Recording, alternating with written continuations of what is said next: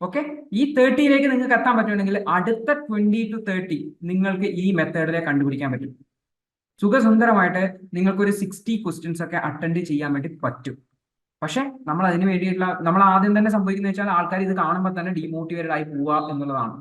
Okay, അപ്പൊ നമ്മളിപ്പോ session എന്ന് പറഞ്ഞു കഴിഞ്ഞാല് 3 മണിക്കൂർ കഴിഞ്ഞ് 4.5 മണിക്കൂർ എടുത്തു. നമ്മൾ ഡിസ്കസ് ചെയ്ത് 2.5 മണിയായി. ഓക്കെ, എങ്ങനെ ഉണ്ടായിരുന്നു സെഷൻ? ഒരു 4.5 മണിക്കൂർ സ്പെൻഡ് ചെയ്തതിനെ കൊണ്ട് എന്തെങ്കിലും കിട്ടിയിട്ടുണ്ടോ? അല്ല, it was just repetition of knowledge ആയിരുന്നോ? എന്താണ് നിങ്ങളുടെ ഒപ്പീനിയൻ എന്ന് അറിയാൻ വേണ്ടിയിട്ട് ആഗ്രഹമുണ്ട്. എനിവേ വി സ്പെൻഡ് 4.5 മണിക്കൂർ. താരിഷ? Yes sir. സാർ ഞാൻ ആക്ച്വലി ഒരു 3 വർഷത്തിൽ കൂടുതലായി ഈ ഒരു ഫീൽഡിൽ നിൽക്കുന്നത്.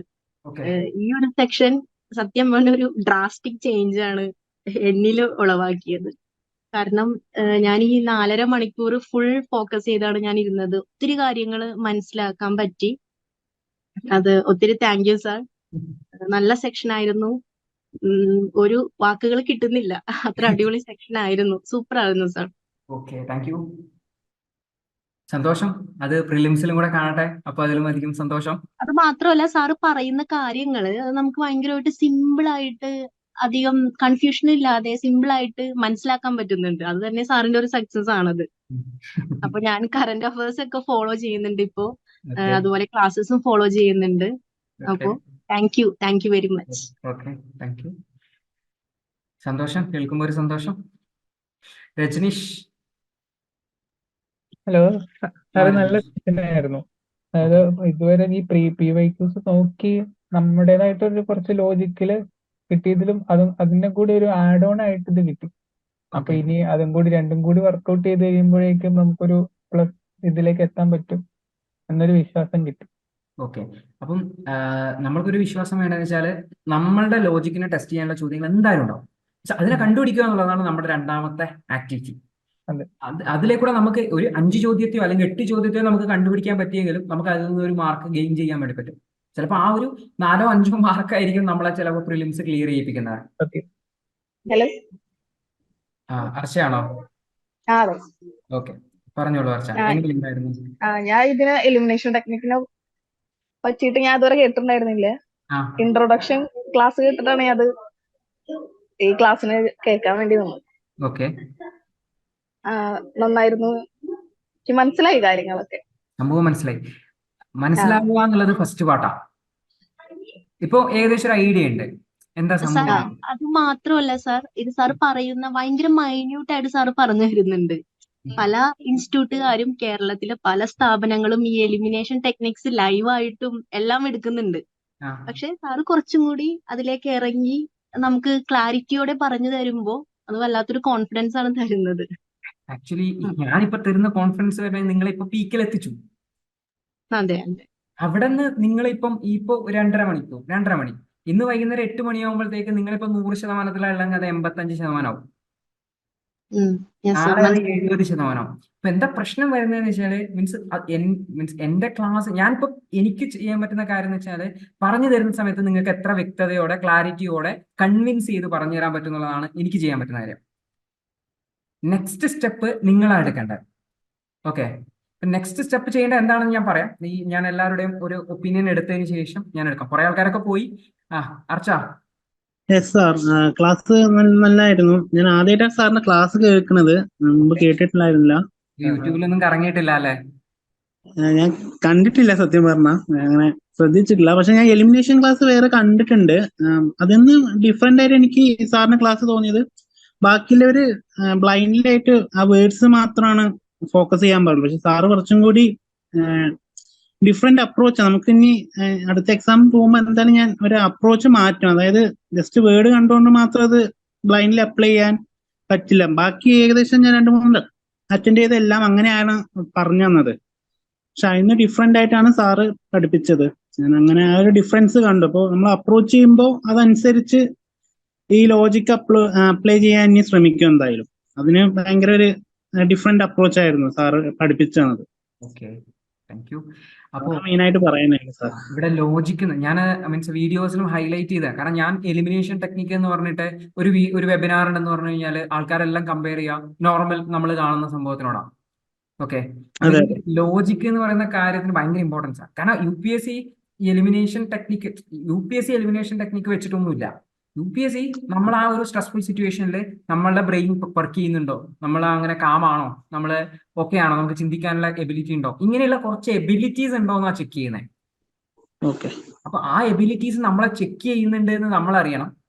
അപ്പൊ നമ്മൾ അതിന് വേണ്ടിയിട്ട് റെഡി ആയിരിക്കണം. എങ്കിൽ മാത്രമേ നമുക്ക് ആ ഒരു ഭാഗം അറ്റൻഡ് ചെയ്യാൻ പറ്റുള്ളൂ. ഓക്കെ. അപ്പൊ അത് നിങ്ങളിലേക്ക് ഒന്ന് കൺവേ ചെയ്യുക എന്നുള്ളതാണ് ഉദ്ദേശം. അതിന് വേണ്ടിയിട്ട് നമ്മൾ എങ്ങനെ ഇതിനെ എളുപ്പമാക്കാം എന്നുള്ളതാണ് പിന്നെ നമ്മൾ ആ കീവേഡുകളെ ഐഡന്റിഫൈ ചെയ്യുക അല്ലെങ്കിൽ എലിമിനേറ്ററിനെ ഐഡന്റിഫൈ ചെയ്യാൻ ഉദ്ദേശിക്കുന്നത്. ഓക്കെ. ഓക്കെ. മനസ്സിലായി. ബെറ്റർ ആയിട്ടുള്ള ഒരു ഐഡിയ കിട്ടി എന്നറിഞ്ഞതിൽ വളരെയധികം സന്തോഷം. താങ്ക്സ്. മഞ്ജിമ നമ്മുടെ സ്റ്റുഡന്റ് ആണ്. സർ നല്ല എങ്ങനെയുണ്ടായിരുന്നു? ക്ലാസ് ആയിരുന്നു. എനിക്ക് വളരെയധികം ഹെൽപ്ഫുൾ ആയിരുന്നു. Okay. പിന്നെ ഇനി ഞാൻ PYQ ചെയ്യുമ്പോൾ സാറ് പറഞ്ഞ എല്ലാ മെത്തേഡ്സും യൂസ് ചെയ്യും. ഓക്കെ. ഓക്കെ. ഓക്കെ. അടുത്തൊരു കേസ്. ഇത് ഇവിടെ അവസാനിപ്പിക്കരുത്. ആക്ച്വലി ഇപ്പൊ ഒരു സെഷൻ നിങ്ങളൊരു വെബിനാറിന്റെ അകത്ത് കയറിയിട്ടാണല്ലോ ഇത് ജോയിൻ ചെയ്തിട്ടുണ്ടാവുക, ഒരു കോഴ്സ് പോലെ ആപ്പിന്റെ അകത്ത്. Yes sir. അതെ. അതിന്റെ താഴ്ഭാഗത്ത് ഒരു ടെസ്റ്റ് ആഡ് ചെയ്യപ്പെട്ടിട്ടുണ്ടാവും. ഉച്ചക്ക് 1 മണിക്ക് വെബിനാർ എൻഡ് ചെയ്യുന്ന സമയത്ത് ആഡ് ആയിട്ടുണ്ടാവും. അപ്പം ആ ഒരു ടെസ്റ്റ് എന്ന് പറഞ്ഞു കഴിഞ്ഞാൽ UPSC ഇതുവരെ ചോദിച്ചിട്ടുള്ള ഒരുപാട് ചോദ്യങ്ങൾ, UPSCയുടെ പ്രീവിയസ് ക്വസ്റ്റ്യൻസിന്റെ ഒരു ലിസ്റ്റാണ്. ലിസ്റ്റ് ഇൻ ദ സെൻസ് ഇത്തരത്തിലുള്ള എലിമിനേഷൻ ടെക്നിക്കുകൾ അപ്ലൈ ചെയ്യാൻ പറ്റുന്ന രീതിയിലുള്ള കുറെ ചോദ്യങ്ങളാണ് അതിലുണ്ടാവുക. ഓക്കെ. അതിന്റെ പ്രിലിംസ് പ്രാക്ടീസ് ടെസ്റ്റ് 1 എന്ന് പറഞ്ഞിട്ടാണ് ഉണ്ടാവുക. നിങ്ങളുടെ സെയിം ഈ വെബിനാറിന്റെ താഴെ തന്നെ ഉണ്ടാവും. അപ്പോൾ ഇന്ന് നിങ്ങൾ എന്തെങ്കിലും കുറച്ച് കുറിച്ചെടുക്കുകയൊക്കെ ചെയ്തിട്ടുണ്ടാവുമല്ലോ. ഓക്കെ. ഈ സംഭവങ്ങളിലൂടെ ഒക്കെ ഒന്നും കൂടെ കടന്നു പോവാ. എന്നിട്ട് ആ ടെസ്റ്റ് ഒന്ന് കാമായിട്ട് ഇരുന്ന് എഴുതാൻ വേണ്ടി നോക്കുക. ഓക്കെ. പഠിച്ച കാര്യങ്ങൾ അപ്ലൈ ചെയ്ത് നോക്കുക, പിന്നെ എലിമിനേഷൻ ലോജിക് അപ്ലൈ ചെയ്ത് നോക്കുക. എന്നിട്ട് ഒന്ന് സബ്മിറ്റ് ചെയ്യുമ്പോൾ 100 ചോദ്യങ്ങൾ ഉണ്ടാവും. ഫുൾ ലെങ്ത് ആണ്. UPSC ഇതുവരെ ചോദിച്ച ഒരു കുറെ ക്വസ്റ്റ്യൻ പേപ്പറുകളിൽ നിന്നുള്ള ചോദ്യങ്ങൾ എടുത്ത് കമ്പൈൻ ചെയ്തതാണ്. എല്ലാത്തിലും എലിമിനേഷൻ ടെക്നിക്ക് അപ്ലൈ ചെയ്യാൻ പറ്റുന്നില്ല, കുറെ ചോദ്യങ്ങളിൽ അപ്ലൈ ചെയ്യാൻ വേണ്ടി പറ്റും. അപ്പൊ മാക്സിമം നിങ്ങൾ ഈ പഠിച്ച കാര്യങ്ങളെ മുഴുവൻ ഒന്ന് പ്രാക്ടീസ് ചെയ്യുക. പ്രാക്ടീസ് ചെയ്തിട്ട് എന്ത് ചെയ്യുക, പ്രാക്ടീസ് ചെയ്തിട്ട് നിങ്ങൾ എത്രമാത്രം ഇഫക്റ്റീവ് ആണെന്നുള്ളത് ഒന്ന് നോക്കുക. നമ്മൾക്കും അറിയാൻ വേണ്ടി പറ്റും പഠിച്ചത് എത്രമാത്രം ഇഫക്റ്റീവ് ആണെന്നുള്ളത്. കാരണം നിങ്ങൾ സബ്മിറ്റ് ചെയ്യുമ്പോൾ നമ്മൾ അറിയുമല്ലോ ഇന്നയാൾ സബ്മിറ്റ് ചെയ്തിട്ടുണ്ട്, അയാൾക്ക് ഇത്ര ശരിയായി എന്നുള്ളത്. അപ്പോൾ താല്പര്യത്തോടെ തന്നെ അത് ചെയ്യാൻ വേണ്ടിയിട്ട് ശ്രമിക്കുക.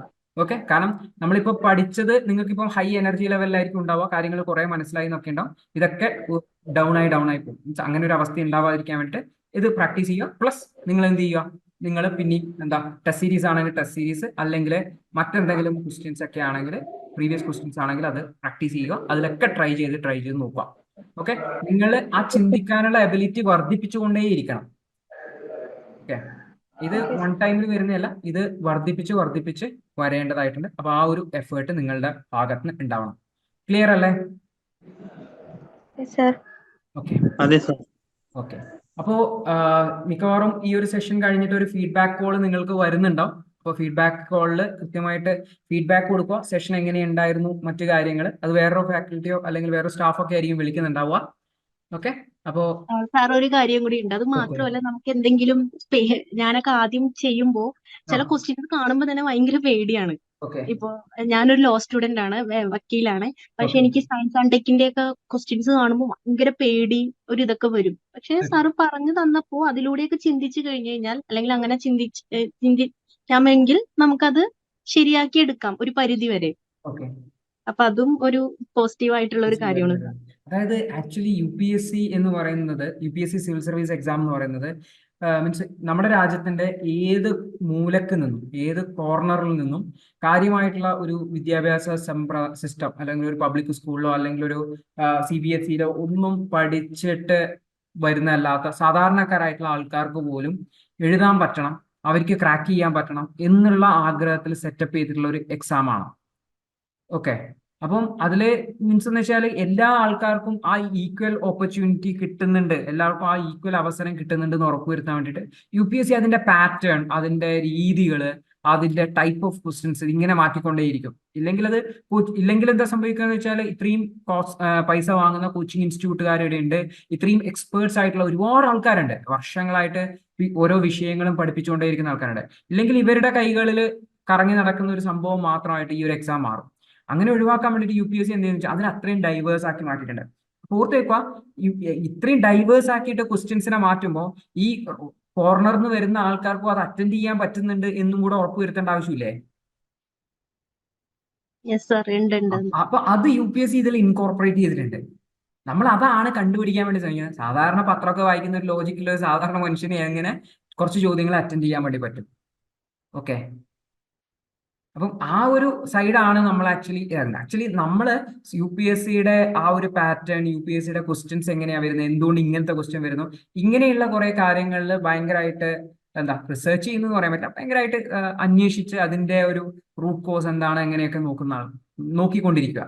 പക്ഷെ എല്ലാ ആൾക്കാരും ശ്രമിക്കുന്നുണ്ടാവും, കാരണം അവരുടെ കൂടെ പഠിക്കുന്ന സ്റ്റുഡൻസിന് ഏറ്റവും ഔട്ട്പുട്ട് ഉണ്ടാവുക എന്നുള്ളതാണല്ലോ എല്ലാവരുടെയും ലക്ഷ്യം എന്ന് പറഞ്ഞു കഴിഞ്ഞാൽ.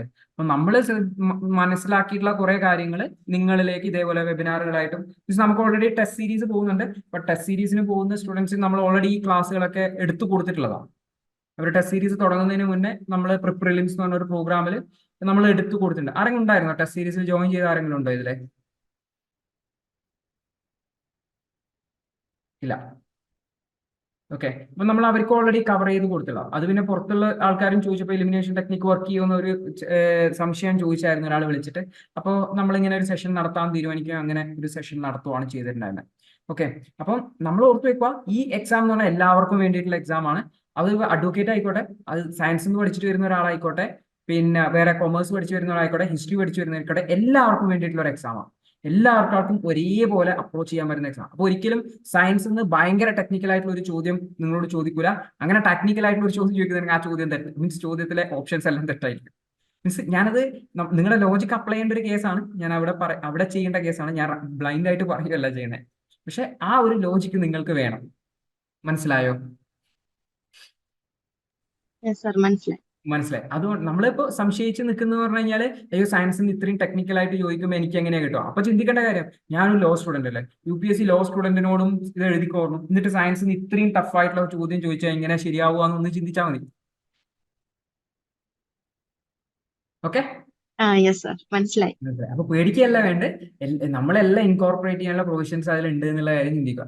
അതേപോലെ തന്നെ നിങ്ങളിപ്പോ ലോ പഠിച്ചു വരുന്നതാണ്, സ്വാഭാവികമായിട്ടും പൊളിറ്റിക്കൽ ഇന്ത്യൻ ഭരണഘടന കോൺസ്റ്റിറ്റ്യൂഷൻ നന്നായിട്ട് പഠിച്ച ഒരാളായിരിക്കും.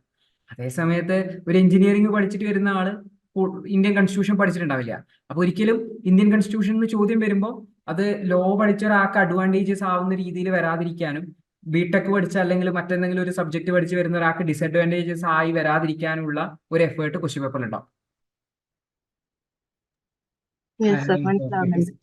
അപ്പോ ആ ഒരു ഐഡിയ ആണ് UPSCനെ സംബന്ധിച്ച് നമുക്ക് വേണ്ടത്. അല്ലാതെ നമ്മൾ ഒരുപാട് ഫാക്ച്വൽ ഡാറ്റ പഠിച്ചുകൊണ്ട് നമുക്ക് വലിയ ഉപയോഗം ഉണ്ടാവില്ല. കൺസെപ്റ്റ് മീൻസ് ആശയം മനസ്സിലാക്കാൻ വേണ്ടി ശ്രമിക്കുക, അതാണ് ഭയങ്കര ഇമ്പോർട്ടൻ്റ് ആയിട്ടുള്ള കാര്യം. ഞാൻ ഓൾറെഡി പറഞ്ഞു വെച്ചാൽ ഒരു ഫീഡ്ബാക്ക് കോൾ നിങ്ങളുടെ അടുത്തേക്ക് വരും. ഓക്കെ, അപ്പൊ ഫീഡ്ബാക്ക് കോൾ വരുന്ന സമയത്ത് കൃത്യമായിട്ടുള്ള ഒരു ഫീഡ്ബാക്ക് കൊടുക്കുക. സെഷൻ എങ്ങനെയായിരുന്നു എന്നുള്ളതിനെ സംബന്ധിച്ചായിരിക്കും ഫീഡ്ബാക്ക് ഉണ്ടാവുക.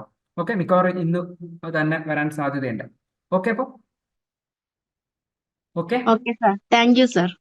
അപ്പൊ ഞാൻ സെഷൻ വൈൻഡ് അപ്പ് ചെയ്യാണ്. All the best. എന്തെങ്കിലും സപ്പോർട്ട് വേണമെന്നുണ്ടെങ്കിൽ ലേണേഴ്സിനെ കോൺടാക്ട് ചെയ്യാവുന്നതാണ്. ഓക്കെ, അപ്പോൾ ഫീഡ്ബാക്ക് കോൾ എടുക്കുന്ന സമയത്ത് എന്തെങ്കിലും കാര്യങ്ങൾ ഉണ്ടെങ്കിൽ പറയാം. Okay, all the best. Okay, thank you sir. Bye, all the best.